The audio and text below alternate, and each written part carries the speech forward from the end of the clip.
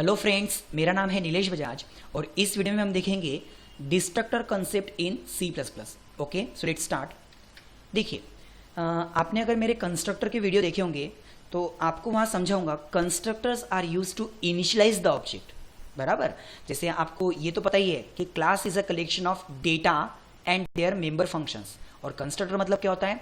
Constructor are special function of class.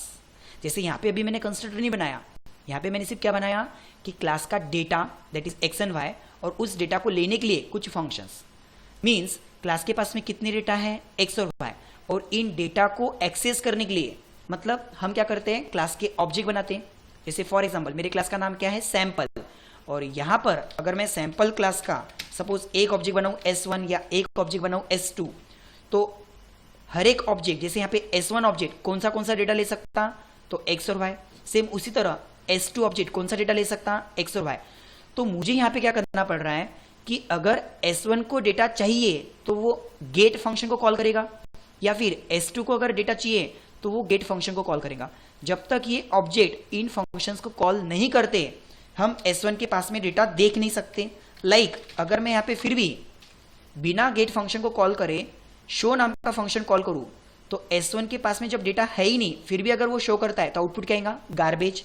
देखिए, okay, same उसी तरह अगर S2 ने भी शो डेटा नाम का फंक्शन कॉल किया डेटा शो करने के लिए, तो S2 के पास में भी जब डेटा है ही नहीं तो डेटा क्या शो होगा, गार्बेज। देखिए, सो यहां पर जब तक S1 गेट फंक्शन को कॉल नहीं करता या S2 गेट फंक्शन को कॉल नहीं करता उनको डेटा नहीं मिलेगा।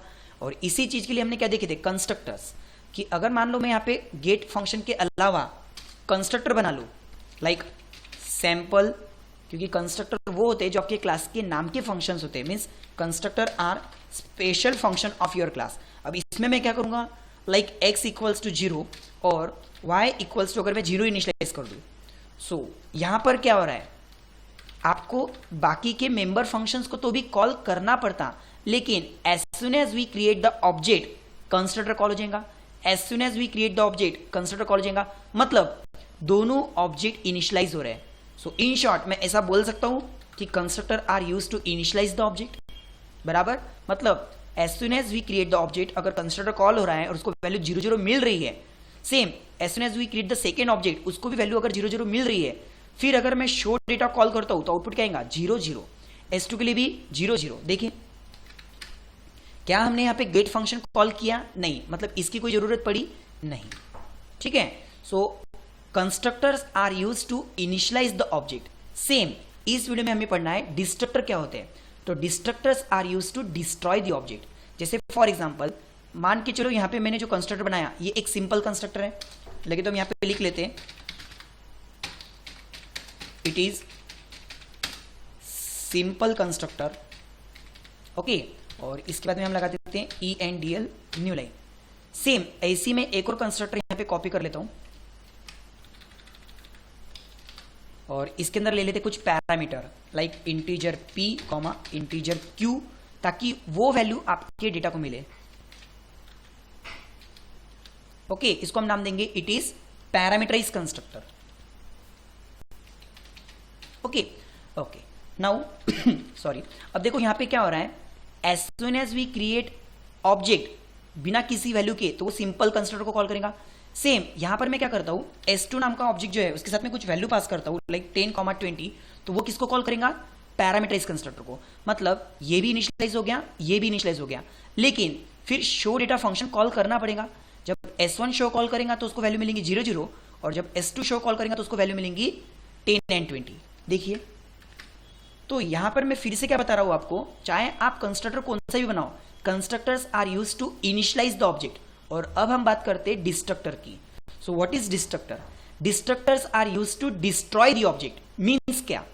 अब मुझे बताओ, क्या ये जो ऑब्जेक्ट है S1 एंड S2 मैं इस ब्लॉक के बाहर किसी अन्य फंक्शन में यूज कर सकता हूं क्या? नहीं, क्योंकि इन दोनों की रेंज कहां तक है, इन दोनों का जो स्कोप है वो कहां तक है, इसी ब्लॉक तक।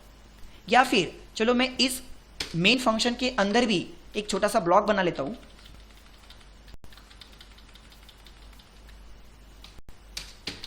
और अब इस ब्लॉक के बाहर आके अगर मैं फिर से S1 डॉट शो करने की कोशिश करूं तो मैं कर नहीं सकता। हाँ, जब तक हम इस ब्लॉक के अंदर है, ये जो ऑब्जेक्ट है इस ब्लॉक के अंदर है, मतलब as soon as we create the object constructor call होगा initialize, as soon as we create second object constructor call होगा वो भी इनिशियलाइज, और हम दोनों ऑब्जेक्ट को उस ब्लॉक के अंदर तो यूज कर सकते हैं, देखिए यूज कर सकते हैं, लेकिन अगर मैं इनको यहां से कट कर दूं और यहां पे इस ब्लॉक के बाहर आके पेस्ट कर दूं तो यहां पर आएंगी एरर। क्यों? क्योंकि ये दोनों के दोनों ऑब्जेक्ट को डिस्ट्रक्टर ने डिस्ट्रॉय कर दिया, मींस इस ब्लॉक के बाहर अब हम उनको यूज नहीं कर सकते। देखिए एरर, कौन सा एरर है? Undefined symbol S1, undefined symbol S2।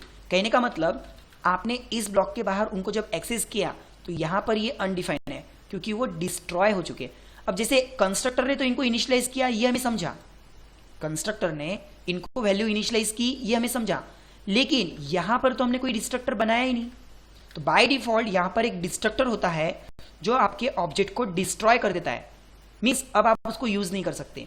तो यदि जिस तरह से हमने कंस्ट्रक्टर बनाया, आपको अगर डिस्ट्रक्टर बनाना है तो उसका भी नाम वही रहेगा जो आपके क्लास का नाम है।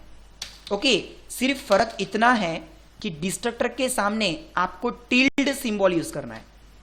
ओके, टिल्ड सिंबल, इसको हम बोलेंगे डिस्ट्रक्टर। और इसमें भी सपोज मैं एक आधा स्टेटमेंट लिख देता हूं, लाइक सी आउट डिस्ट्रक्टर कॉल्ड, या फिर ऐसा भी लिख सकते हैं हम, और object destroyed, object destroyed. Okay, now इसके बाद में हमने लिया ENDL न्यू लाइन। सॉरी, अब एक यहां पे ध्यान देना अच्छे से, यहां पे ध्यान देना अच्छे से। As soon as we create the object constructor get called, यानी कि कंस्ट्रक्टर इनिशियलाइज हो गया।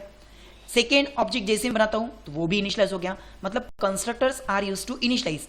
लेकिन जैसे ही इसका स्कोप क्लोज होता है, जैसे ही स्कोप क्लोज होगा डिस्ट्रक्टर कॉल होगा और हमें मैसेज कहेगा destructor called, that is object destroyed. तो जैसे ही इस ब्रैकेट को हम क्लोज कर रहे हैं, दो ऑब्जेक्ट के लिए ये डिस्ट्रक्टर कॉल होगा, मतलब 2 टाइम्स हमको ये आउटपुट आएगा, 2 टाइम्स। देखिए ओके, और यहां पे जो हम बाहर लिख रहे हैं इसको मैं कर देता हूं डिलीट।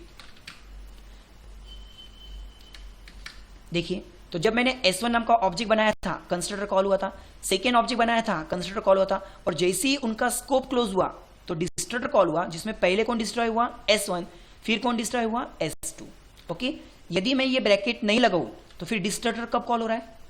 अब डिस्ट्रक्टर कब कॉल हो रहा है? जब ये वाला ब्रैकेट क्लोज हो रहा।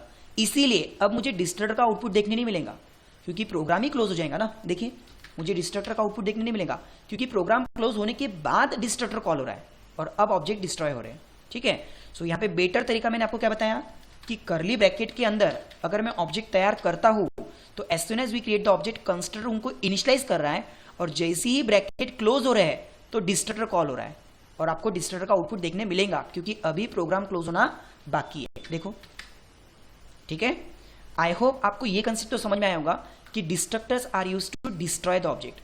सेकेंड थिंग, आपने कंस्ट्रक्टर देखे, कंस्ट्रक्टर के टाइप्स देखे। क्यों? क्योंकि constructor are used to initialize. अगर आपने सिंपल कंस्ट्रक्टर यूज किया तो आप 0 0 इनिशियलाइज कर रहे हैं, अगर आपने पैरामीटराइज कंस्ट्रक्टर यूज किया तो आप उसको पैरामीटर की वैल्यू इनिशियलाइज कर रहे हैं, या फिर यहां पर अगर आप कॉपी कंस्ट्रक्टर यूज करते हो लाइक सैंपल, जिसमें आपने एक ऑब्जेक्ट लिया सपोज लाइक P, और वो वैल्यू अगर आप आपके डेटा को इनिशियलाइज करते हो like x equals to t dot x and y equals to t dot y, तो इसको हम बोलेंगे कॉपी कंस्ट्रक्टर। तो कंस्ट्रक्टर का काम होता है अलग अलग वैल्यू इनिशियलाइज करना, इसीलिए कंस्ट्रक्टर के टाइप्स है, लेकिन डिस्ट्रक्टर का काम तो सिर्फ और सिर्फ डिस्ट्रॉय करना होता है। As soon as scope get close destructor get call, तो डिस्ट्रक्टर का काम सिर्फ और सिर्फ डिस्ट्रॉय है, तो उसके अलग कोई टाइप्स नहीं है। जैसे कंस्ट्रक्टर के टाइप्स होते हैं लेकिन डिस्ट्रक्टर के कोई टाइप्स नहीं है। अब कंस्ट्रक्टर के अगर मैं अलग अलग टाइप्स यूज करके उनको एक साथ यूज करूं तो कंस्ट्रक्टर ओवरलोडिंग पॉसिबल है, लेकिन डिस्ट्रक्टर ओवरलोडिंग पॉसिबल नहीं है। ओके, सो आई होप आपको ये कंसेप्ट समझ में आया होगा कि as soon as the scope get closed, destructor get called and destructor are used to destroy that object। मतलब अब हम उसको उसके स्कोप के बाहर यूज नहीं कर सकते।